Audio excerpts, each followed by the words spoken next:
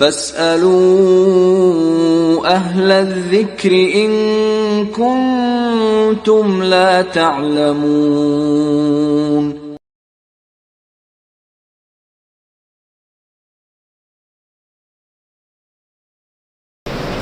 الحمد لله نحمده ونستعينه ونستغفره ونؤمن به ونتوكل عليه ونعوذ بالله من شرور أنفسنا ومن سيئات أعمالنا من يهده الله فلا مضل له ومن يضلل فلا هادي له وأشهد أن لا إله إلا الله وحده لا شريك له وأشهد أن محمدا عبده ورسوله.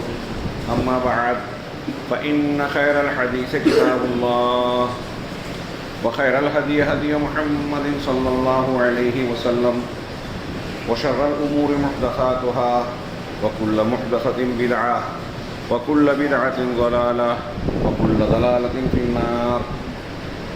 أعوذ بالله من الشيطان الرجيم. بسم الله الرحمن الرحيم. ثم جعلناك على شريعة من الأمر فاتبعها ولا تتبع أهواء الذين لا يعلمون. محترم بزرگوں، بھائیوں، دیگر حاضرین، آج محرم الحرام کی 5 تاریخ ہے، 5 یا 6 تاریخ ہے. یہ مہینہ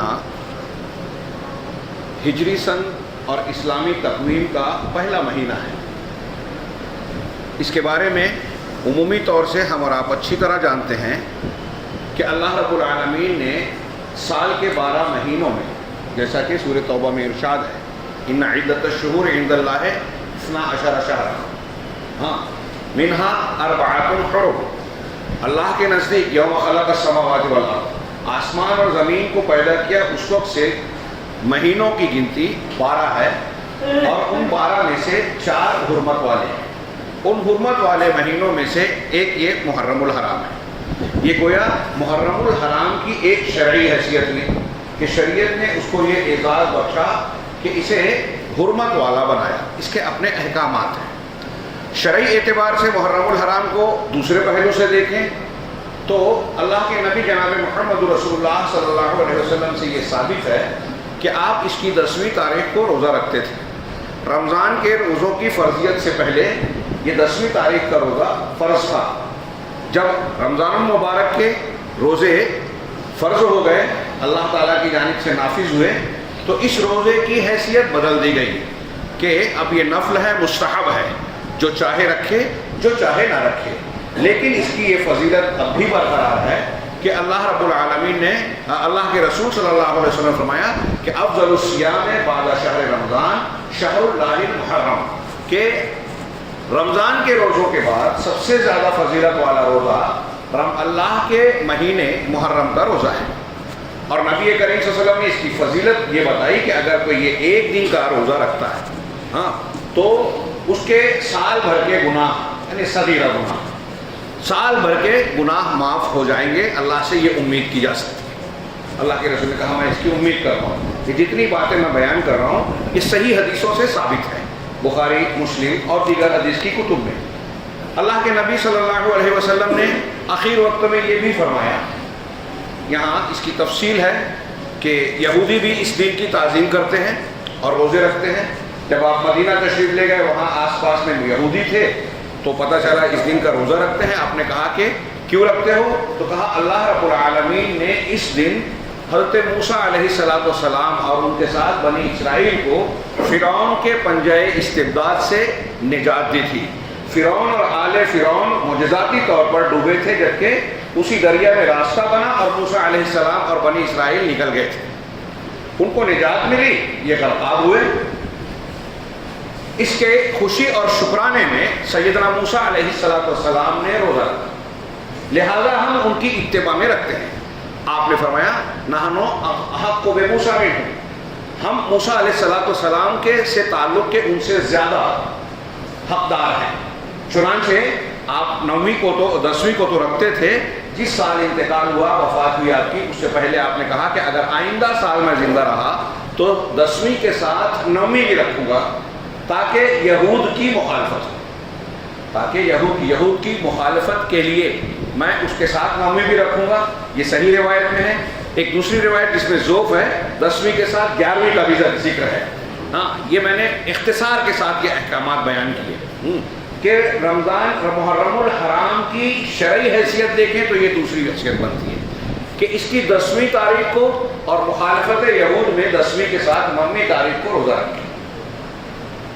اور اگر کوئی 9ویں کو نہیں رکھ سکا تو 11ویں کو بھی رکھ لے. اگر کوئی 10ویں ہی کو صرف رکھ رہا ہے تو ممنوع نہیں ہے, رکھ سکتا ہے. ایک دن کا روزہ جواز ہے جیسا کہ روایتوں سے پتہ چلتا ہے. یہ اس کی دوسری شرعی حیثیت ہوئی.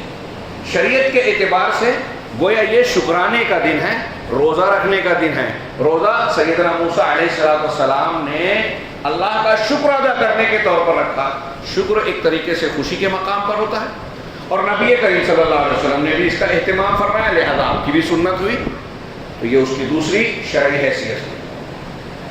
اس مناسبت سے ماہ محرم کے آغاز میں اور 10ویں تاریخ کے مطابق آگے پیچھے جس طرح ہم ذی الحجہ میں سیدنا ابراہیم علیہ السلام اور آل ابراہیم کا ذکر کرتے ہیں حج اور قربانی کے حوالے سے, اللہ نے مشروع کیا, اسی طرح محرم آنے پر اس کا تذکرہ ہونا چاہیے کہ موسیٰ علیہ السلام اور ان کے ساتھیوں کا آل فرعون سے کیا معاملہ ہوا اور انجام کیا ہوا.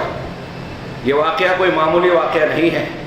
اس کی اہمیت بیان کرنے کے لیے صرف اتنی بات کافی ہے کہ قرآن مجید میں سب سے زیادہ کسی قوم کی تفصیلات اور واقعات بیان کیے اللہ نے تو وہ قوم فرعون ہے.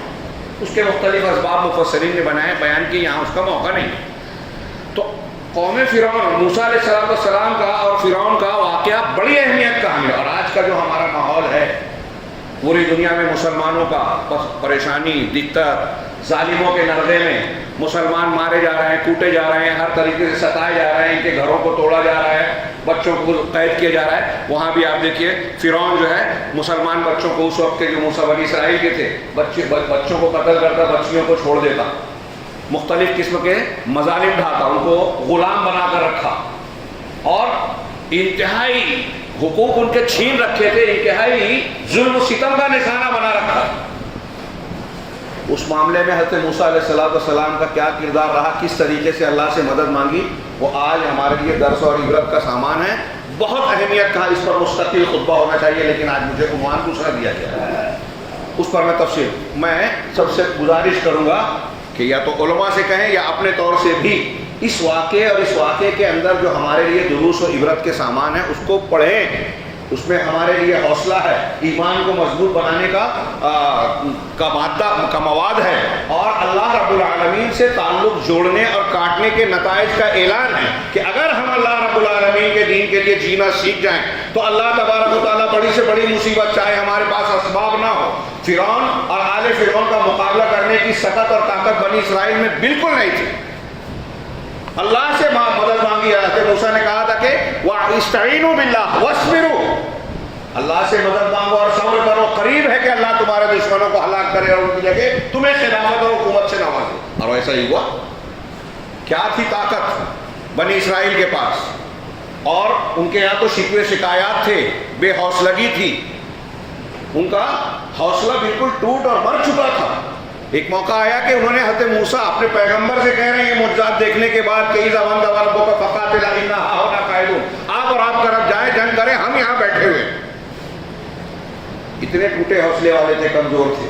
اللہ رب العالمین نے ان کی مدد فرمائی پیغمبر کی برکت سے, دریا میں راستہ بنایا, جیسے ابراہیم علیہ السلام کو آگ سے بچایا, اور دوسری برکتیں, فضیلتیں اور مراتب عطا کیے, وہی اللہ رب العالمین ہماری حفاظت کر سکتا ہے. تو اس واقعے میں ہمارے لیے درس عبرت ہے. محرم الحرام کے حوالے سے اسے یاد کرنا چاہیے, تازہ کرنا چاہیے. شرعی اعتبار سے یہ دوسری چیز ہوئی. تیسری چیز تاریخی اعتبار سے صحابہ کرام کے زمانے میں, حضرت عمر فاروق کے زمانے میں بعض صحابہ نے کہا کہ دنیا کی ہر قوم کے پاس تقویم, کیلنڈر ہے, مسلمانوں کا اپنا کیلنڈر نہیں ہے, اور یہ کسی زندہ قوم, ترقی یافتہ قوم کی ایک علامت کی چیز ہے, اس کی تہذیب اور کلچر اس سے جڑی ہوئی ہوتی ہے. تو ہمارا بھی کوئی کیلنڈر ہونا چاہیے. تاریخ کے اعتبار سے ہم کس کو شمار کریں. حضرت عمر نے لمبی بات نہ کرتے ہوئے شارٹ میں صحابہ کو اکٹھا کیا. کہتے ہیں کہ حضرت علی نے مشورہ دیا کہ حضرت ہجری سال کو اختیار کیا جائے. ہاں, پچھلے دوسری قوموں کے جو کیلنڈر ہیں وہ اپنے کسی بڑے کی پیدائش جیسے عیسائی حضرت عیسیٰ علیہ السلام کی ولادت کو تاریخ عیسوی سن کے لیے جوڑتے ہیں. کسی کی تاج پوشی دنیا کی دوسری قومیں کہ فلاں بادشاہ فتح پایا تھا، فلاں نے جو ہے تاج پوشی کی تھی، اس کو جو بادشاہت ملی تھی، تو اس تاریخ کو اپنے لیے سن کی بنیاد بناتے ہیں. ترقی، کامیابی، بادشاہت، فتح، ولادت، ان چیزوں کو اللہ کے نبی صلی اللہ علیہ وسلم کی ولادت کے دن سامنے تھا صحابہ کے، نہیں بنایا. جس دن آپ پر پہلی وحی اقرا بسم ربک الذی خلق اتری، وہ دن بھی سامنے تھا، اس کو بھی نہیں بنایا. جس دن غزوہ بدر کی فتح حاصل ہوئی، جس کو اللہ تبارک و تعالیٰ نے یوم الفرقان کہا سورۃ الانفال میں، کوئی معمولی فتح نہیں تھی، اس کو بھی کیلنڈر کی تقویم کی سن کی بنیاد صحابہ نے نہیں بنائی. مکہ جس دن فتح ہوا کوئی معمولی واقعہ یہ بھی نہیں تھا، جس مکہ سے نبی کریم صلی اللہ علیہ وسلم اور ابوبکر صدیق کو خاموشی سے ہجرت کر کے جانا پڑا تھا. اور اہل مکہ نے کہا کہ جو ان کو زندہ مردہ لائے گا ایک کے بدلے میں 100 اونٹ دیے جائیں گے. لوگ ڈھونڈتے رہے، تلاشتے رہے. ہاں، اور 6-7 سال کے بعد آپ اسی مکہ میں فاتحہ نہ آ رہے ہیں، کوئی معمولی بات نہیں کہ جو لوگ آپ کے سر کی قیمت لگا رہے تھے آج مجرم کی طرح آپ کے سامنے کھڑے ہیں. وَمَكَرُوا مَكَرَ اللَّهُ وَاللَّهُ خَيْرُ الْمَاكِرِينَ. اس واقعے کا تذکرہ کر کے قرآن نے کہا. اس کو بھی نہیں بنایا فتح مکہ کو. کس کو بنایا؟ صحابہ کرام نے اسلامی سن کی بنیاد سن ہجری ہجرت کو. یہ بھی ایک لمبا چوڑا ٹاپک ہے. مجھ جیسا کم علم بھی اگر اس پر بولے تو کم سے کم 2 خطبہ کم پڑے گا. ظاہر سی بات ہے کہ یہ میں تمہیداً کہہ رہا ہوں، اس پر زیادہ گفتگو نہیں کر سکتا، عنوان سے ہٹ کر ہے. لیکن ہجرت کے واقعے کو آپ غور کیجئے کہ کوئی فتح کا واقعہ نہیں تھا جیسے دوسری قوموں میں تاج پوشی، فتح، فلاں اور فلاں. یہ صحابہ کرام کی بصیرت، گہری نظر پر دلالت کرتا ہے کہ سیرت رسول صلی اللہ علیہ وسلم کی پوری واقعات میں، پوری آپ کی حیات طیبہ میں جتنے بڑے بڑے واقعات ہیں، ہم اگر چوائس کریں کہ سب سے اہم واقعہ کیا ہے، نبوت دعوت اسلامی پر اثر انداز ہونے والا سب سے بڑا واقعہ کیا ہے، تو اہل علم نے کہا کہ ہجرت کا واقعہ. ہجرت سے پہلے کے واقعات پورے مکی دور کے حالات کو ہمارے سامنے تازہ کرتے ہیں. جب اللہ کے نبی صلی اللہ علیہ وسلم اور مسلمانوں پر ظلم و ستم کے پہاڑ توڑے جا رہے تھے، ان کا بائیکاٹ کیا گیا، مارا گیا، ریت پر گھسیٹا گیا، قتل کیا گیا، کیا نہیں کیا گیا، جو تکلیف دے سکتے تھے سب کچھ کیا. اس حال میں مسلمان بے بس تھے. دنیاوی اعتبار سے ان کے پاس کوئی وسائل نہیں تھے، کمزور تھے، پسپا تھے، دبے ہوئے تھے. لیکن اسی حالت میں انہوں نے ایمان پر اپنے آپ کو ڈٹا ہوا رکھا، استقامت کا مظاہرہ کیا، اللہ پر توکل، ایمان، بھروسہ، دعا، اللہ تبارک و تعالیٰ کے لیے سب کچھ قربانی دینے کا جذبہ، یہ ہجرت کا واقعہ یاد دلاتا ہے. اور پھر جب آپ نے ہجرت کی، ہجرت کرنے کے بعد مدینہ میں جو قوت حاصل ہوئی، تو اس کے بعد اسلام کی فتوحات بڑھتی گئی. اگر ہجرت نہ ہوتی تو بدر فتح نہ ہوتا، ہجرت نہ ہوتی تو مکہ فتح نہیں ہوتا. جاری کامیابیاں، اور آج ہم اور آپ جو مسلمان بن کر بیٹھے ہوئے ہیں یہاں، یہ ہجرت کی دین ہے، ہجرت کی برکت ہے. ساری اسلامی کامیابیوں کی جڑ بنیاد میں ہجرت کا بیج تھا. اور یہ ہمیں یاد دلاتا ہے کہ اللہ رب العالمین کے نزدیک اونچا مقام پانا ہے، کامیاب ہونا ہے دنیا میں، تو انہی مراحل سے گزرنا پڑے گا جس سے مکہ میں نبی کریم صلی اللہ علیہ وسلم اور سابقون الاولون مسلمان گزرے تھے، جنہوں نے ایسی قربانیاں دی کہ ان کا یہ مقام ہو گیا کہ اللہ کے رسول نے فرمایا اگر انہوں نے ایک مد آدھا مد جو اللہ کے راستے میں خرچ کیا ہے، بعد کے لوگ اگر احد پہاڑ کے برابر بھی خرچ کریں تو ان کا درجہ نہیں پا سکتے. معمولی بات ہے، احد پہاڑ کے برابر سونا ہم میں سے کوئی کما بھی نہیں پائے گا، تو کما لیا تو خرچ بھی نہیں کرے گا.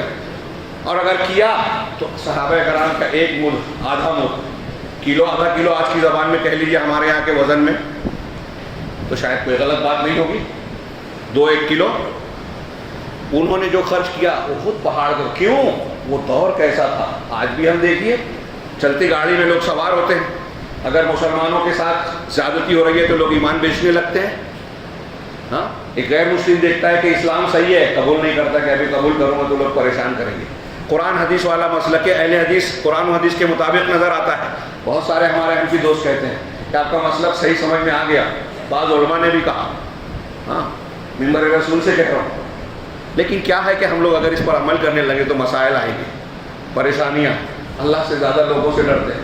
سابقون الاولون نے جانتے تھے کہ کلمہ پڑھنے کا مطلب ہے پورے مکہ اور پوری دنیا کو دشمن بنا لینا، ابو جہل، ابو لہب اور ایسے ظالمین کی سارے ظلم و ستم کا رخ ہماری طرف مل جائے گا. پھر بھی نہیں ڈرے، کمزور تھے.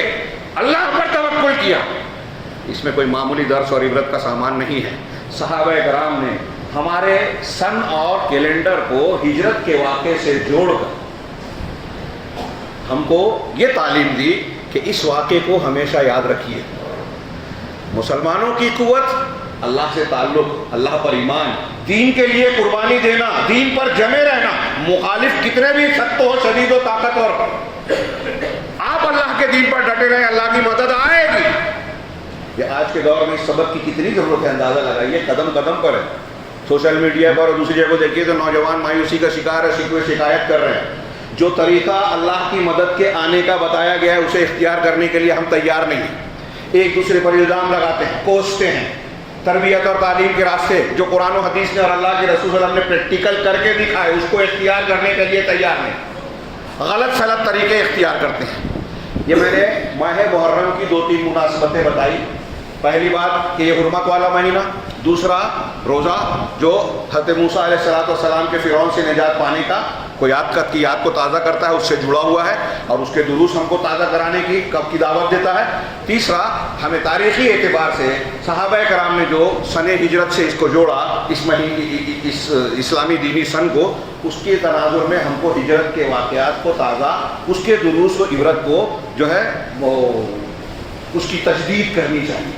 محفل میلاد، محفل منعقد کرنا، جشن منانا، چراغا کرنا یہ اسلامی طریقہ نہیں. ان کے مقاصد اور دروس کو تازہ کرنا ہے. اب ان دروس اور مقاصد میں ہم کو یہ نظر آتا ہے کہ جو پہل مسلمان ہوئے وہ کتنے زبردست ایمان والے تھے. میں نے ایک روایت صرف اشارہ کی، قرآن حدیث کی 20-50 دلیلیں ملے گی کہ صحابہ کرام خاص طور سے سابقون الاولون کے درجے کو بیان کرتے ہیں، ان کے ایمان، ہدایت یاب ہونے، اللہ کے یہاں ان کے پسندیدہ ہونے پر دلالت کرتے ہیں کہ اللہ ان سے راضی ہوا، وہ اللہ سے راضی ہوا. بالکل صاف کلیا. اس شرعی حیثیت اور اس کے ضمن میں اللہ کے نبی صلی اللہ علیہ وسلم کی ابتدائی قربانیاں، صحابہ کرام کی قربانیاں ہمارے سامنے تازہ ہونی چاہیے تھی محرم کے آغاز میں. لیکن کیا ایسا ہے؟ یہ جو میں نے چیزیں بتائی بس شرعی اعتبار سے، تاریخی اعتبار سے ہمارے لیے محرم یہی ہونا چاہیے تھا. لیکن آج غیر مسلم تو غیر مسلم، مسلمانوں کا بڑا طبقہ جب محرم الحرام کا نام لیا جاتا ہے، تذکرہ کیا جاتا ہے، آغاز ہوتا ہے، تو اس کے تعلق سے اس کے ذہن و دماغ میں کیا تصور آتا ہے، کیا نقشہ بنتا ہے؟ ہاں غور کیجئے، بالکل واضح ہے. تعزیہ، ماتم، کربلا کا واقعہ، ہاں حسن حسین اور حضرت حسین کی شہادت، مظلومانہ شہادت، وہ جو روافظ ہیں اور دوسرے لوگ بریلوی نصف روافظ، ان کے یہاں تو ہے ہی. ہمارا نوجوان بھی سوشل میڈیا پہ ایسی بکواس کرتا ہے جس سے اس کا کوئی تعلق نہیں ہے. کربلا کا تذکرہ، اس میں فلاں کی غلطی تھی، ہاں اس میں فلاں کا معاملہ تھا، ان کا کردار صحیح تھا، یزید کے بارے میں کیا کہنا چاہیے اور فلاں کے بارے میں کیا کہنا چاہیے. اور نتیجہ کیا نکلتا ہے کہ ان چیزوں میں ملوث ہو کر واقعہ ہجرت میں جو صحابہ کرام کی عظمت اور مقام ہمارے ذہن و دماغ میں تازہ ہونا چاہیے تھا، جو ہمارے ایمان کا حصہ ہے. جب قرآن حدیث نے کہا کہ اللہ ان سے راضی ہے تو ہمیں ان سے راضی ہونا چاہیے. جن سے اللہ راضی ہے ان سے ہم ناراض ہوئے تو ہم کامیاب نہیں ہو سکتے. روافظ ان سے ناراض ہیں جن سے اللہ راضی ہے، رسول راضی تھے. خیر، تو ہم ان کا تذکرہ کرتے ہیں، ہمارا نوجوان بحث کرتا ہے، جنگ جمل، جنگ صفین، اللہ کے رسول نے یہ پیشین گوئی تھی، وہ پیشین گوئی. وقت بہت کم ہے، اصل موضوع اب آ رہا ہے. یہاں ضمن میں ایک بات کہنا چاہتا ہوں کہ ہمارے وہ نوجوان اور دوسرے لوگ جو سوشل میڈیا پہ اس قسم کی بحثیں کرتے ہیں نا، وہ یہ غور کرے کہ ان بحثوں سے ان کا دینی شرعی تعلق کیا ہے، ان کا تقویٰ بڑھتا ہے، ایمان بڑھتا ہے، اجر و ثواب بڑھتا ہے، کیا بڑھتا ہے؟ فلاں اور فلاں تاریخی واقعے پر آپ بحث کر رہے ہیں. ہاں ایسے کچھ لوگ ہمارے مسلمانوں میں بھیجے جاتے ہیں، لانچ کیے جاتے ہیں. پاکستان کا ایک مرزا انجینئر ہے، ہندوستان میں سلمان ندوی صاحب ہیں اور دوسرے، یہ صحابہ کرام کو نام لے کر، امہات المومنین میں سے بعض مسلمانوں کی ماں کو نام لے کر انہوں نے گستاخی کی. میں نام لے کر اسی لیے کہہ رہا ہوں. اور ہماری بے شرمی کی انتہا کہ ایسے لوگوں کو پھر بھی لوگ بڑا مانتے ہیں، ان کے فالوورز ہیں، ان کو پسند کرتے ہیں. ہمارے نوجوان، شرم کی بات، بے ایمانی کی بات ہے. قرآن حدیث ہم نے سیکھا نہیں، نوجوانوں کو سکھایا نہیں. بتایا نہیں. یہ چھوٹی موٹی بات نہیں ہے. مسلمان کہلانے کے باوجود اپنے ایمان کو جو ہے داؤ پر لگانے کی بات ہے. یہ صحابہ کرام کو گالیاں دینا کوئی معمولی بات. قرآن حدیث کی دلیلیں، میں کاش وقت ہوتا، میرے ہاتھ میں جو کاغذات ہیں اس میں اور دوسرے ایسے صحابہ میں سلف میں واقعات ہیں، صحابہ، تابعین، تبع تابعین، چاروں امام اور دوسرے محدثین علماء کے اقوال ہیں. اگر ایک صحابی کو بھی آپ نے برا بھلا کہا تو آپ بے دین ہیں. ایک کو. امام نسائی سے پوچھا گیا کہ امیر معاویہ کے بارے میں کیا کہنا ہے؟ کہا اسلام ایک گھر ہے اور معاویہ اس کا دروازہ ہے. اگر کوئی اس دروازے پر بری نظر سے کھٹکھٹا رہا ہے تو پورے اسلام کی عمارت کو کھٹکھٹا رہا ہے، اس پر حرف ڈال رہا ہے، اس کو نشانہ بنا رہا ہے. ہاں، علامہ ابن تیمیہ رحمہ اللہ کا ایک قول. وقت کم ہے اس لیے میں کچھ اقتباسات پیش کروں. بہت غور سے پڑھیے. ہمارا نوجوان جو ان چیزوں میں جو میں کہنا چاہتا تھا کہنے لگوں تو دیر ہو جائے گی. کل رات میں بھی مجھ سے مالیگاؤں میں ایک صاحب نے، ہمارے نوجوان نے بڑے صحیح منہج کے، ان سے کسی نے گفتگو کی، بحث کی، تو وہ سوال کر رہے تھے کہ وہ پہلا سوال انہوں نے جو کیا میں بھول رہا ہوں، اور پھر دوسرا سوال انہوں نے دجال کے بارے میں کیا. اور دونوں سوال ایسے تھے جن کا تعلق ہمارے ایمان سے، استحباب سے، اجر و ثواب سے بالکل نہیں. میں نے ان سے کہا آج کل ہمارے نوجوان بڑی بحث کرتے ہیں. ہاں، انہوں نے کہا کہ عرب کے لیے ویل ہے، حدیث میں ہے، ویل للعرب پیچھے کے قریب طرف. آج کل ہمارے یہاں جو تحریکی جو پہلے سے پروپیگنڈے پر زور دیتے ہیں، جہاں روحانیت نہیں ہے، تعلیم نہیں ہے، امت کو فائدہ پہنچانے والا کوئی کام نہیں کرتے، وہ صرف نقصان پہنچانے والا کرتے ہیں، انحرافات کرتے ہیں. کسی کو برا لگ رہا ہے تو بعد میں بات کر سکتا ہے، موقع نہیں ہے.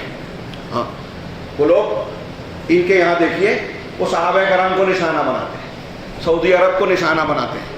ان کی ایک نشانی ہے جدید دور کے خارجیوں کی. اہل حق پہلے بھی تھے، آج بھی، کہ اہل حق کی مخالفت کریں گے. جن کا عقیدہ صحیح ہے، جو دین کی صحیح دعوت کرتے ہیں، ان پر تنقید کریں گے، ان کی مخالفت کریں گے، ان کی ٹانگ کھینچیں گے، ان کو بے عزت کریں گے، علماء کو نشانہ بنائیں گے، حکام کو نشانہ بنائیں گے. اور تائید کس کی کریں گے؟ بت پرستوں کی، بدعتیوں کی، شیعوں کی، رافضیوں کی، جن کی پوری تاریخ اسلام اور مسلمانوں کے خلاف جنگ کرنے میں گزری ہے، سازشیں کرنے میں گزری ہے. حضرت عثمان غنی کے دور سے لے کر آج تک کوئی دور خالی نہیں ملے گا جب انہوں نے اسلام اور مسلمانوں کو نقصان پہنچانے کی کارروائی نہ کی. بڑے بڑے واقعات کا کاش موقع ہوتا. ان کی تائید کرتے ہیں. اب عربوں کے لیے ویل ہے، تو میں نے کہا کیا کہنا چاہتے ہیں؟ عربوں کے لیے ویل ہے تو ہندوستانیوں کے لیے، مودی، امت شاہ اور دوسری قوموں کے لیے اچھائیاں ہیں، بھلائیاں ہیں. وہ صرف سعودی عرب والے اور وہ سلفی لوگ صرف تباہ ہوں گے. کیا مطلب، کیا کہنا چاہتے ہیں آپ؟ اگر اقوائل ہے تو کیا یہ کہنا چاہتا ہے کہ وہی سچے مسلمان ہیں، اس لیے ان کے لیے اللہ کے رسول نے کہا آپ بھی مانتے ہو کہ سچے مسلمان وہی ہیں؟ سعودی عرب میں اگر نقاب اور سینما سے متعلق کوئی بات ہو، ہم اس کو غلط کو صحیح نہیں کہتے، اس پر خود چیخیں گے، چلائیں گے. لیکن ترکی میں، مصر میں، ایران میں شرک ہو رہا ہے. ابو لولو فیروز جو حضرت عمر کا قاتل تھا، اس کی قبر کو جو ہے پختہ بنا کے اس پر جشن منایا جاتا ہے، عرس پڑھتے ہیں.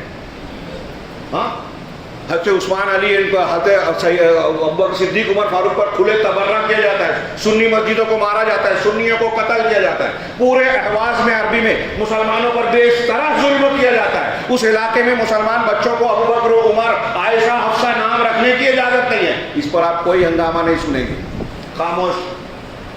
یمن میں سنیوں کا قتل ہو رہا ہے، شام میں لاکھوں سنی اہل الحدیث قتل کیے گئے ہیں گزشتہ 8-10 سال میں، خاموش.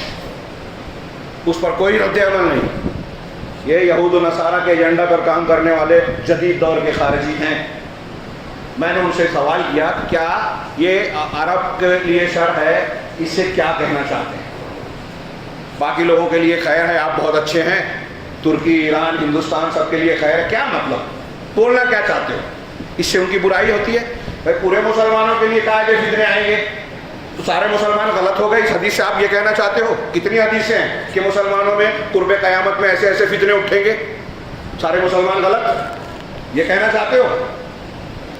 پھر کہا کہ وہ دجال کے تعلق. میں نے کہا ایک بات بتائیے، دجال اور ان چیزوں سے متعلق، پیشین گوئیوں سے متعلق اللہ اور رسول نے ہم کو جتنی تعلیم دی ہے نا، ہم کو اتنا عمل کرنا چاہیے.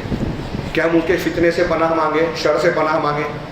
جو ہم مکلف نہیں ہیں، وہ دجال کس جزیرے میں ہے، اس کا جساسہ کس سے مل رہا ہے، کس سے موبائل کانٹیکٹ میں ہے، کس سے فون کر رہا ہے, ملاقات کر رہا ہے. آج کے زمانے میں تمیم داری ملے تھے اس جزیرے پہ جا کے, آج کس سے مل رہا ہے, کس قوم میں خروج ہوگا, فلاں فلاں اس پر گئے کیا, ان کا ساتھ کون دے گا, وہ کہاں سے نکلے گا, اس کی یہ تیاری کر رہے ہیں, یہودی تیاری کر رہے ہیں, فلاں تیاری کر رہے ہیں, شیعہ ساتھ ہوں گے. یہ حدیثوں میں ہے کہ ان کے خارجیوں کے بیچ میں دجال نکلے گا, خارجی اور رافضیوں کے بیچ میں. میرے ہاتھ میں وہ حدیث موجود ہے, شاید نہ پہنچ پاؤں. تو اب یہ کہاں ہے کہ اگر آپ کو پتہ چل جائے کہ وہ اس جزیرے پہ, تو آپ کیا کریں گے؟ جا کے ملاقات کریں گے یا ختم کر دیں گے, اس کا فتنہ آنے نہیں دیں گے؟ کیا مطلب ہے؟ ہم اس کے مکلف ہی نہیں ہیں. ابن سیاد جو اللہ کے رسول اپنے زمانے ہی میں موجود پایا تھا, ہاں کچھ شعبدے بازی کرتا تھا, اس کی اپنی تفصیل ہے. صحابہ کرام میں سے شک ہوا کچھ کو کہ یہ دجال ہے. اللہ کے رسول کو بھی شروع میں شک ہوا, بعد میں بتا دیا گیا کہ دجال نہیں ہے. حضرت عمر نے کہا اللہ کے رسول مجھے اجازت دیجیے میں اس کو قتل کر دوں. اللہ کے رسول نے کیا جواب دیا؟ عمر فاروق کو نوجوان سمجھ لیں.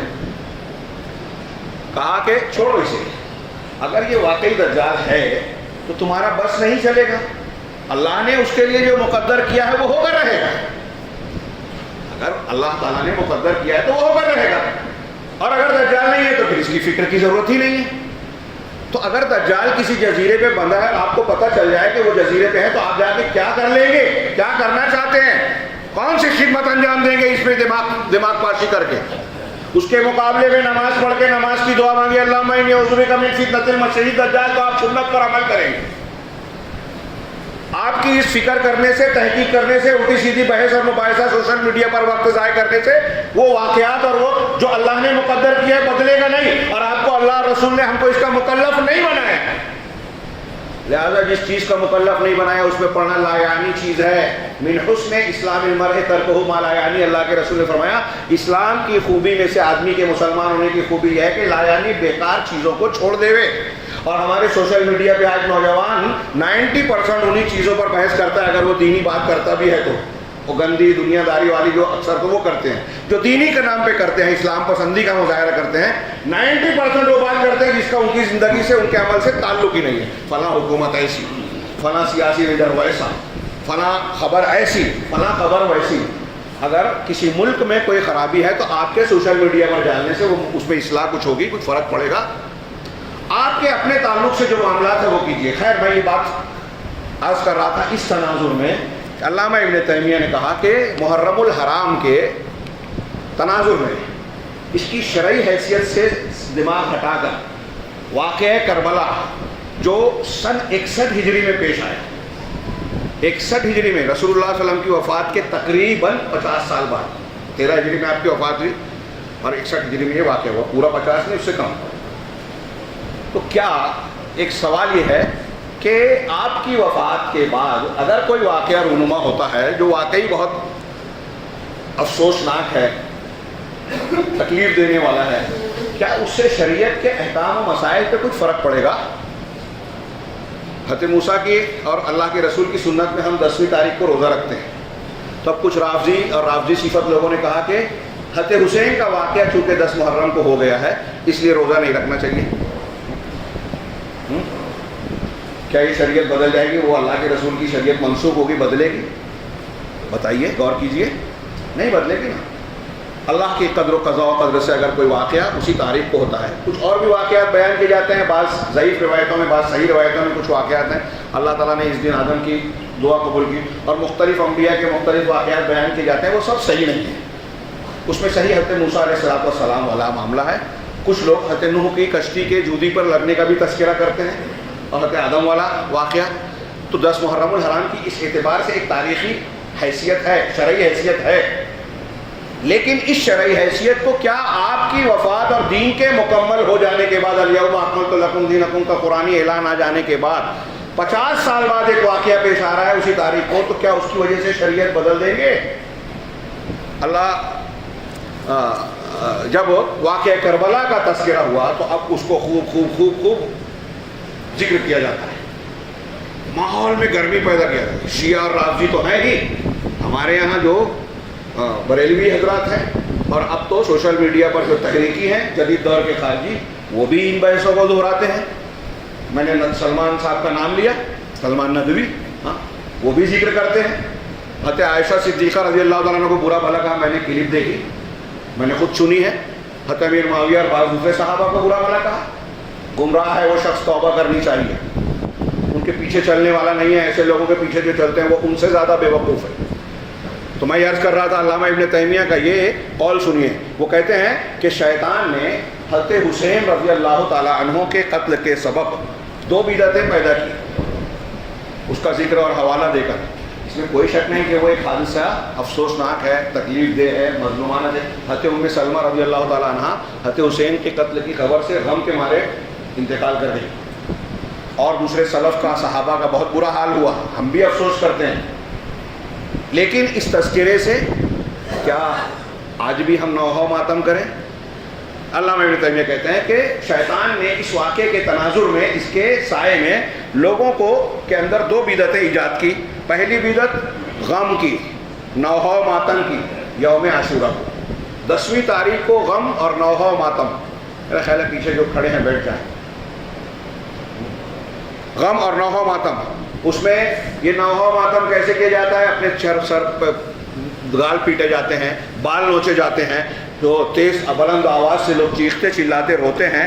ہاں، پیاس کو اپنے اوپر طاری کرتے ہیں. اس کے علاوہ جو ہے مرثیہ خوانیاں کرتے ہیں. ہاں، اور اس کے علاوہ یہ چیز ان کو پہنچاتی ہے سلف کو برا بھلا کہنے کی طرف اور ان کو لعن طعن کرنے تک.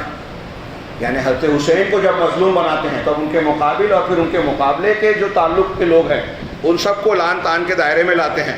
اور جس شخص کے کا کوئی گناہ نہیں ہے اسے گناہ گار لوگوں کے دائرے میں داخل کیا جاتا ہے. اب کربلا میں جو حضرت حسین کو شہید کرنے والے لوگ ہیں وہ اپنی جگہ، لیکن یہاں سے کہا جاتے ہیں کہ ان کو بھیجنے والا وہ یزید کی فوج. حضرت یزید کے ساتھ یزید کے والد نے یزید کو مقرر کیا تھا. وہ کون ہے؟ امیر معاویہ، صحابی رسول، اللہ کے رسول صلی اللہ علیہ وسلم کے برادر نسبتی، جس کو سالہ کہتے ہیں، کاتب وحی. ہاں، ان کو پھر لعن طعن کرتے ہیں. پھر حضرت امیر معاویہ کو مقرر کرنے والے حضرت عمر فاروق تھے. حضرت عمر فاروق کے بعد عثمان غنی، انہوں نے بھی ان کو برقرار رکھا. حضرت عثمان غنی کے رشتہ دار تھے حضرت امیر معاویہ رضی اللہ تعالیٰ عنہ. تو امیر معاویہ عمر فاروق اور عثمان غنی سے جڑ گئے، اور عمر فاروق کو مقرر کیا تھا ابو بکر صدیق رضی اللہ تعالیٰ عنہ نے خلیفۃ المسلمین امیر المومنین. لہذا یہ پورا سلسلہ اور پھر ان کی بیعت کو اور ان کی خلافت کو ماننے والے تمام صحابہ کرام اسلام تان کے صدقے آ جاتے ہیں. چھوٹا موٹا معاملہ نہیں.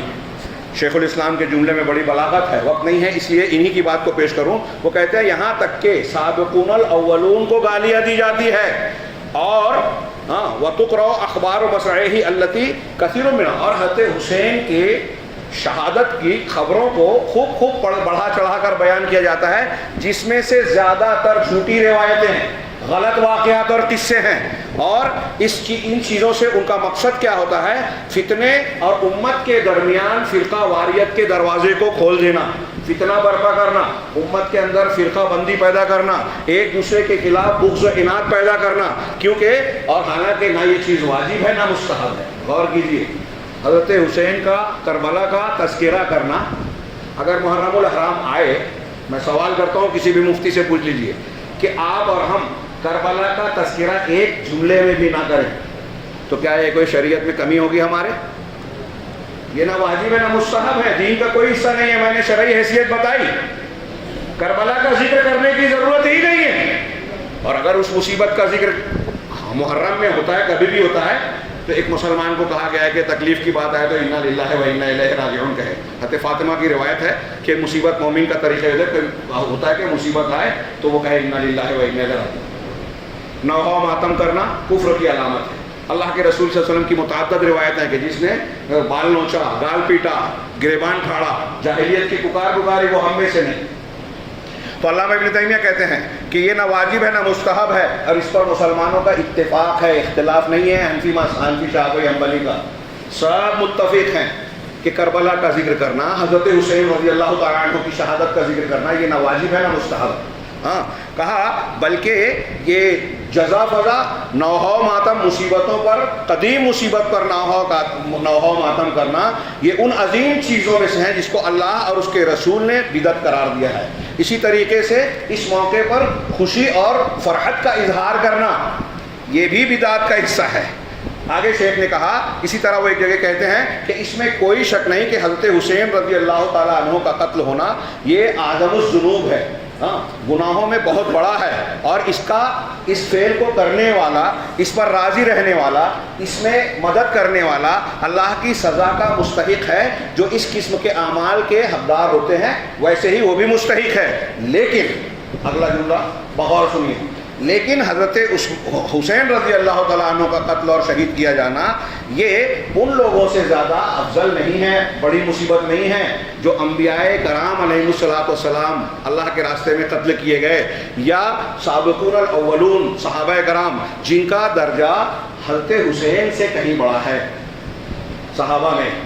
صحابہ کرام کا بڑا ہے، اور جن کو قتل کیا گیا کہہ رہے ہیں جیسے، اور جو لوگ مسیلمہ کذاب سے مقابلے میں مارے گئے، غزوہ احد میں شہید کیے گئے، اور جن کو بیر معونہ کے واقعے میں قتل کیا گیا، اسی طرح حضرت عثمان غنی رضی اللہ تعالیٰ عنہ کا قتل، حضرت علی رضی اللہ تعالیٰ عنہ خود حضرت حسین کے والد ان کا قتل، اس سے بڑا قتل نہیں حضرت حسین کا۔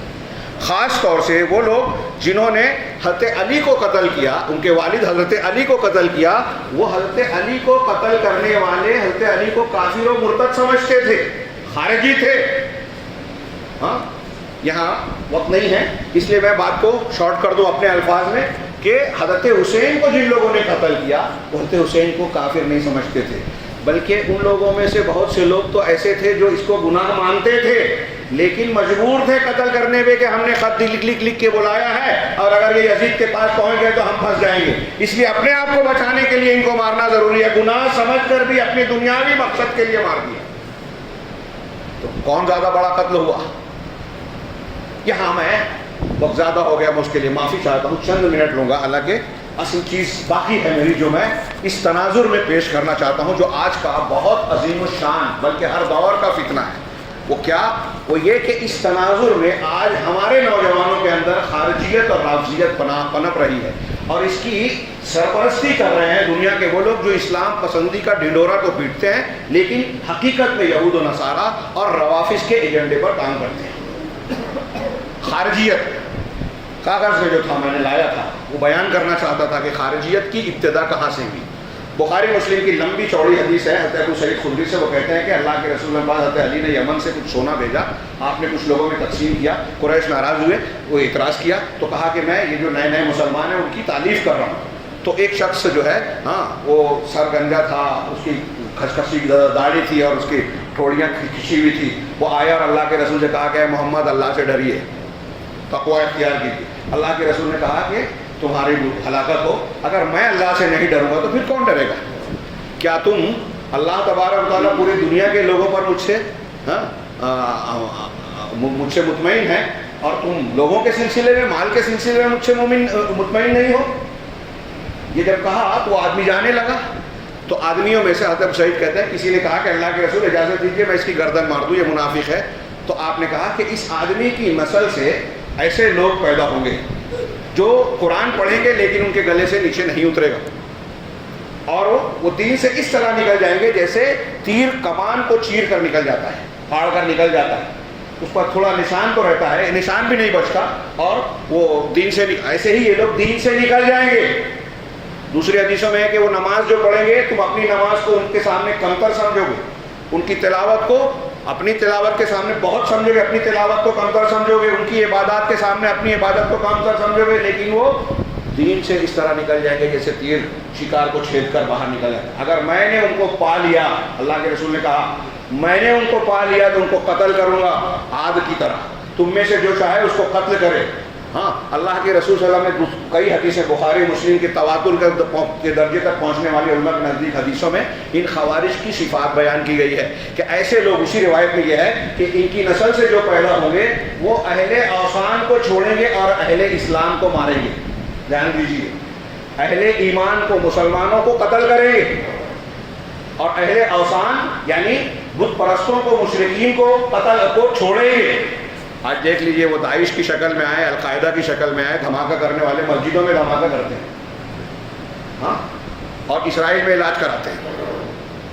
میں ہوائی بات نہیں کہہ رہا ہوں، منبر رسول سے کہہ رہا ہوں، ان کے تعلق بار بار نیٹ پہ آ چکے ہیں۔ ہیلری کلنٹن کا بیان تھا، نیٹ پہ میں نے خود دیکھا تھا انگریزی میں کہ داعش کو امریکہ کی CIA، اسرائیل کی موساد اور برطانیہ کی M16، ان تنظیموں نے مل کر بنایا اور مدد لی ہے اخوان المسلمین سے۔ سلفیوں پر ان کا پنجہ گڑتا ہے، اخوانیوں پر نہیں ہوتا، جبکہ سارے فساد یہ کرتے ہیں، دھماکے یہ کرتے ہیں جدید دور کے۔ یہ میں عرض کر رہا تھا کہ جو اللہ کے رسول کے زمانے میں کہا، اور اللہ کے رسول نے کہا کہ یہ اہل ایمان کو قتل کریں گے اور اہل اوثان، آج یہ صفات دیکھیں گے۔ شیخ احمد نجمی نے روایتیں نقل کر کے بیان کیا کہ باقاعدہ طور پر ان خارجیوں کا، اس نسل کا، دیکھیے وجود تو وہاں ہو گیا تھا، اب ان کا وجود کب ہوا؟ حضرت عثمان کے زمانے میں۔ ان لوگوں نے پہلے جب شروع میں کوشش کی، عبداللہ بن سبا کے ٹولے نے حضرت عثمان کے خلاف ماحول بنایا تو دقت آئی، تو پہلے اس نے حج کے موقع پر جو ہے گروہ بھیجے۔ تو یہ لوگ کیا کرتے تھے؟ حکام اور علماء کی برائیاں بیان کرتے تھے، جیسے آج ہمارے نوجوانوں کو عادت پڑ گئی ہے، علماء کی غیبت کرنا، برا بھلا کہنا، حکام کے خلاف تنقیدیں کرنا، سعودی عرب فلاں فلاں، ہمارا امیر، ہمارے فلاں۔ اب عوام میں، پبلک میں، یہ آج کی جمہوریت اور پہلے کی خارجیت یہ ملتی جلتی ہے اس معاملے میں۔ یہ اسلام نہیں ہے، لکھ لیجئے۔ اسلام کی تعلیم یہ ہرگز نہیں ہے کہ آپ لوگوں کے عیوب لوگوں میں بیان کرتے پھریں، اس سے اسلام کو نقصان پہنچتا ہے۔ بعض سلف کہتے ہیں کہ جو لوگ حضرت عثمان غنی کے قتل سے پہلے حضرت عثمان غنی کو برا بھلا کہتے تھے، میں ان کو قتلوں میں شامل مانتا ہوں۔ جنہوں نے حضرت عثمان غنی کے خلاف ماحول بنانے میں مدد کی، برا بھلا کہنے میں حصہ لیا اور بعد میں شہید ہوئے، شہید کیے گئے، تو جن لوگوں نے برا بھلا کہا وہ قتل میں شریک ہیں۔ اگر آج کسی انسان پر کوئی ظلم کیا جاتا ہے، برائی کرنے میں آپ نے ابتدا کیا تو آپ بھی اس میں شریک ہیں۔ اصلاح کا یہ طریقہ نہیں ہے۔ علماء اور حکام، میں یہ بتا دوں، وقت نہیں ہے، شاید کبھی بھی ختم کر دوں، کہ یہود و نہیں، میں اکثر کہہ رہا ہوں یہ باتیں مختلف جگہوں پر علی اعلان کہہ رہا ہوں، مختلف مقامات پر آپ یہود و نصارہ کے ایجنڈے میں پائیں گے کہ مسلمانوں کو اگر اسلام سے دور کرنا ہے تو اس کا ایک سیدھا سادہ طریقہ یہ ہے کہ علماء سے دور کیا جائے، قرآن حدیث سے دور کیا جائے، علماء کے چہرے اور کردار کو بگاڑ کر پیش کیا جائے، عام سر عام ان پر تنقید کی جائے، ان کی برائیاں بھی کی جائے، ان میں سے لوگوں کو جو بکتے ہیں خریدا جائے، جو بکتے ہیں وہ صحیح عالم ہے ہی نہیں۔ اس کو کیا سمجھتے ہیں آپ؟ چھوٹی موٹی بات پہ سمجھتے ہیں؟ جب چلتے پھرتے آپ علماء کی برائی کرتے ہو، آپ اسلام کو نقصان پہنچاتے ہو۔ لکھ لو، کوئی مانے نہ مانے، منبر رسول سے پوری ذمہ داری اور دلائل کی بنیاد پہ کہہ رہا ہوں، موقع نہیں ہے کہ ثابت کرو۔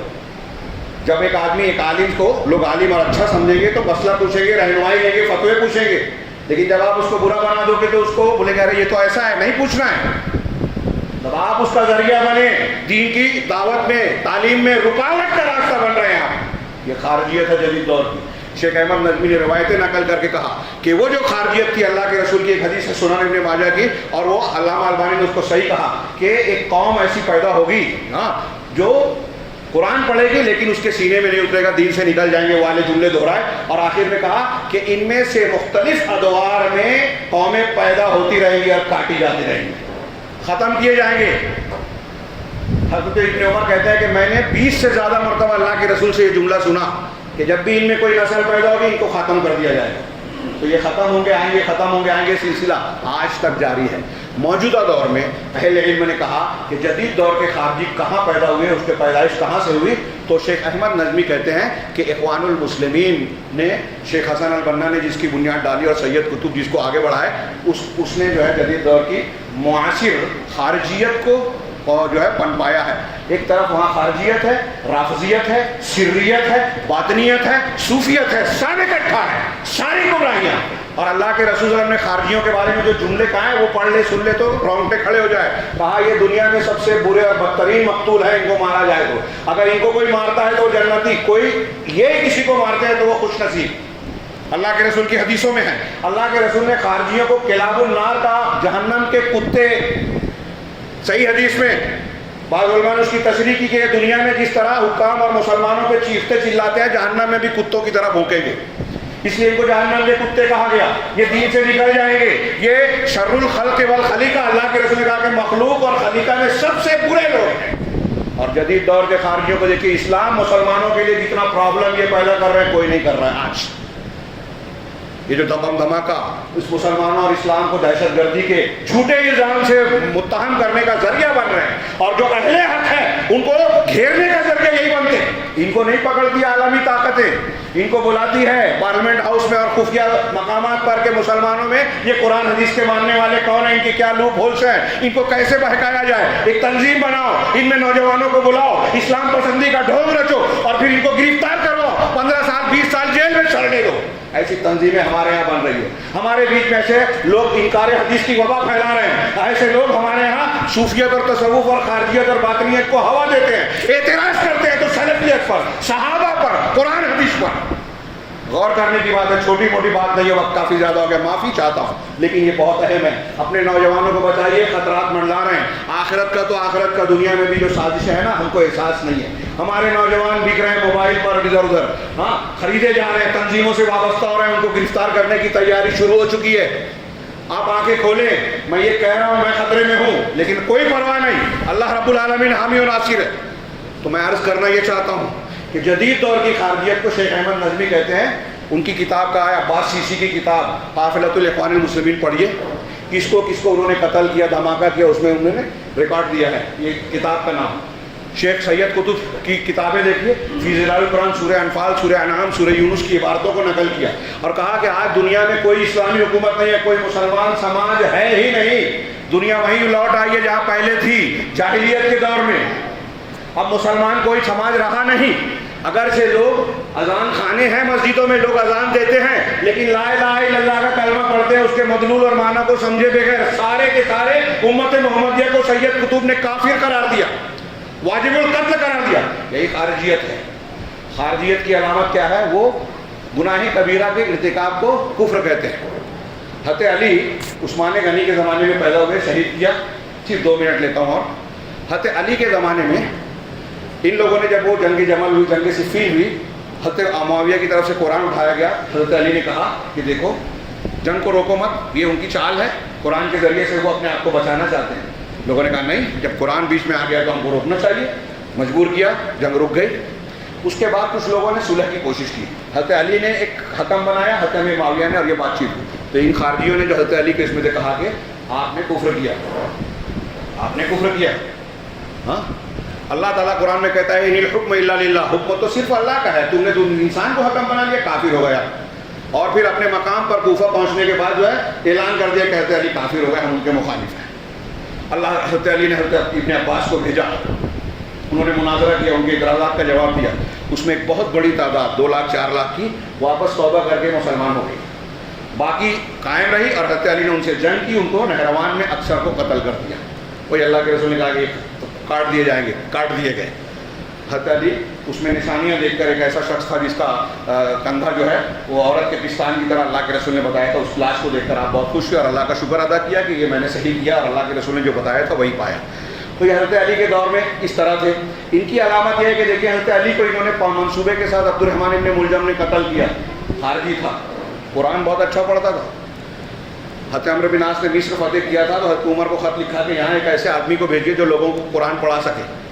تو حضرت عمر نے عبد الرحمن ابن ملجم کو بھیجا تھا، اسی نے بعد میں حضرت علی کا قتل کیا۔ قرآن کا قاری تھا۔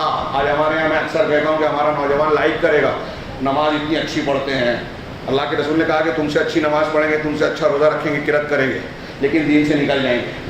اس سے یہ علماء نے سبب نکالا کہ لوگوں کے ظاہر پہ نماز، روزہ، اعلان، دعویٰ، تقریر دیکھ کر دھوکہ نہیں کھانا چاہیے۔ موبائل پر آپ فالوورز اور لائک دیکھ کر جو دھوکہ کھاتے ہیں، ہمارے اتنے لاکھ اس کے فالوورز ہیں، لائک کرنے والے لوگ ہیں۔ ارے جو باطل پرست ہے، جن کو یہود و نصارہ نے لانچ کیا، ان کو تو لائک کرنے والے وہ ان کی طرف سے رہیں گے آپ کو دھوکہ دینے کے لیے، اور دھوکہ دینے کے لیے جال ایسے ہی بنا جاتا ہے جس سے آپ دھوکہ کھائیں۔ لہذا آنکھیں کھولیں اور چالوں کو، سازشوں کو سمجھیں۔ نوجوان نہیں سمجھ رہے تو ان کے سرپرستوں کا آپ کا اور ہمارا کام ہے تو ان کو سمجھائیں، نظر رکھیں۔ یہ اسلام پسندی نہیں ہے، اسلام دشمنی ہے۔ مسلمانوں کے سینے میں جو ہے پیٹھ پر خنجر گھونپنے والی تحریکات چل رہی ہے جس سے ہمارا نوجوان متاثر ہو رہا ہے۔ تو شاہ سید قطب نے جو کہا تھا اخوان المسلمین، میں اس میں اضافہ کرتا ہوں، میرے پاس کاغذات ہیں، کچھ میں نے تحریریں لائی تھی کہ جو سید قطب کی اور ان کی جو تحریک تھی ملتی جلتی ویسی ہی تحریک یہاں ہندوستان میں جماعت اسلامی کی رہی۔ مولانا ابوالعلا مودودی صاحب رحمہ اللہ، اللہ معاف کرے، اور پھر ان کے بعد ان کے رفقا، ان کے چاہنے والے جس تنظیم پر یہاں پابندی لگی، دیکھیے جس سے پیدا ہوئے تھے ان پر اعتراض نہیں ہے، پابندی لگی وہاں سے جماعت اسلامی کی کوکھ سے پیدا ہوئے اہل حدیث کو سوال کیا جاتا ہے، سلفی کو، کہ آپ ایسے غور کیجیے ایسا کیوں ہے؟ ہاں وہ چہیتے ہیں، ہم مقبوض ہیں، جبکہ ہم اس کے ذمہ دار نہیں ہیں۔ ایسی چیزیں سامنے آ گئی کہ جو لوگ پکڑے گئے دھماکہ کرنے والے عالمی سطح پہ، نیشنل سطح پہ، وہ سید قطب، مولانا ابوالعلا مودودی اور ان لوگوں کی کتابوں کو پڑھتے رہے، محمد بن عبدالوہاب، علامہ ابن تیمیہ کی، جیسا کہ مشہور کیا جا رہا ہے، پروپیگنڈے کیا جا رہا ہے کہ ان کی فکر میں جو ہے انتہا پسندی اور دہشت گردی ہے۔ یہ بکے ہوئے اور سرکاری مسلمان، ندوی صاحب، سلمان ندوی اور دوسرے روافظ کے ایجنٹ، یہود کے ایجنٹ، یہ اس قسم کی باتیں ہمارے یہاں پھیلا رہے ہیں۔ دھوکہ نہیں کھائیں، حقیقت پر دیکھنے کی کوشش کیجیے۔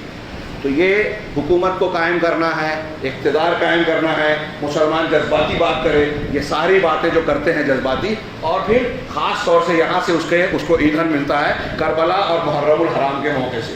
اس موقع پر اس طریقے سے تصویر پیش کی جاتی ہے کہ صحابہ کرام نعوذ باللہ دنیا دار تھے، اقتدار کے چاہنے والے تھے، اور جو لوگ ابی معاویہ وغیرہ کا سپورٹ کرتے ہیں وہ دنیا دار ہیں، اسلامی تحریک کے خلاف ہیں، دین اسلام نہیں بلکہ ملوکیت کے تابع دار ہیں، ملوکیت کے مؤید ہیں۔ اس طرح کا تصور دے کے نوجوان کو صحابہ اور سچے مسلمانوں کے خلاف بھڑکایا جاتا ہے، اور پھر اپنے لیے جو ہے رنگ روٹ اور کارکن تیار کیے جاتے ہیں۔ کافی وقت زیادہ ہو گیا، اس سے متعلق آج شام میں جو ہمارا خطاب ہوگا مسلمانوں کی ذمہ داریاں، اس ضمن میں کچھ باتیں آئے گی کہ ہمیں کرنا کیا چاہیے، اپنے نوجوانوں، اپنی بچیوں، گھر والوں کو کس طریقے سے ان کی نگرانی کرنا چاہیے۔ یہ الہاد کی، بے دینی کی، مسلمان اسلام دشمنی کی تحریکات ایسی جگہ سے آ رہی ہے کہ ہم تصور نہیں کر سکتے۔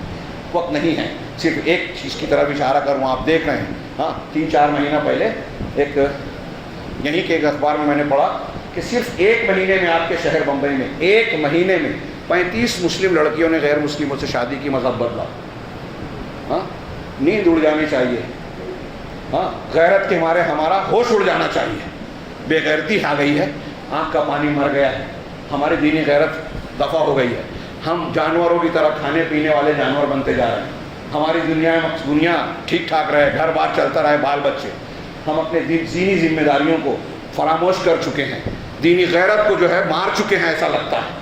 ان چیزوں کے بعد ہلچل مچ جانا چاہیے، جائزہ لینا چاہیے کہ مسلمان لڑکیوں میں ایسا اقدام کیسے ہو سکتا ہے۔ وہ قوم جو اپنی گردن کٹاتی تھی، دین نہیں بیچتی تھی، آج دنیا کے کچھ فائدے اور کچھ معاملات کے لیے الٹی سیدھی فوائد کے نام پر جو ہے اپنے ایمان کو بیچ رہے ہیں۔ کیوں ایسا ہو رہا ہے؟ یہ ہمارے گھروں میں تربیت کی کمزوری ہے، دین سے دوری ہے۔ یہ ایک چیز میں نے بیان کی، اسکولوں میں، کالجوں میں، لباس میں، موبائل میں، ہاں ہمارے گھر میں جو گھس چکا ہے موبائل، ہماری عورتیں قرآن حدیث اور دعائیں نہیں پڑھتی لیکن ٹی وی سیریل پابندی سے دیکھتی ہیں، ہم سب جانتے ہیں۔ ہم نے کیا کیا اس سلسلے میں؟ کچھ نہیں کیا، پردہ بے پردگی ہو رہی ہے، کچھ نہیں کیا۔ اب جب یہ اقدام ہوتا ہے کہ وہ مرتد ہو رہی ہیں تو پھر ہم پیشانی پر بل لاتے ہیں، تو ہم بولنے کے لائق نہیں ہیں۔ یہ میں نے ایک اور پہلو کی طرف اشارہ کیا، اس طرح سے ہمارے دین و ایمان کا شکار کیا جا رہا ہے۔ ہمیں اب بیدار ہونے کی، اپنی ذمہ داریوں کو سمجھنے اور پرکھنے کی ضرورت ہے۔ اگر ہم نے نہیں سمجھا تو جو آخرت تباہ ہو رہی ہے۔ آپ جس دنیا کے چکر میں یہ سوچتے ہیں کہ یہ ہم بنا لیں گے اور ان چیزوں سے بے خبر ہیں، یہ دنیا بھی آپ کی ہاتھ سے پھسل جائے گی۔ اللہ رب العالمین سے دعا ہے کہ ہمیں دنیا اور آخرت میں کامیاب لوگوں میں شامل فرمائے، دین کو صحیح طریقے سے سمجھنے اور پھر اس پر عمل کرنے کی توفیق دے، اس کے متعلق جو ذمہ داریاں ہم پر عائد ہوتی ہے اسے کما حق کو ادا کرنے کی توفیق دے، اور پھر اس کی برکت سے رب العالمین ہمیں دنیا اور آخرت میں ہر قسم کے فتنے اور عذاب سے محفوظ رکھے۔ اقول قولی ھذا واستغفر اللہ لی ولکم سائر المسلمین وصلی اللہ علی نبینا محمد بارک اللہ لنا ولکم فی القرآن المجید ونفعنا وإیاکم بالآیات والذکر الحکیم انہ تعالی جواد کریم ملک بر رؤوف۔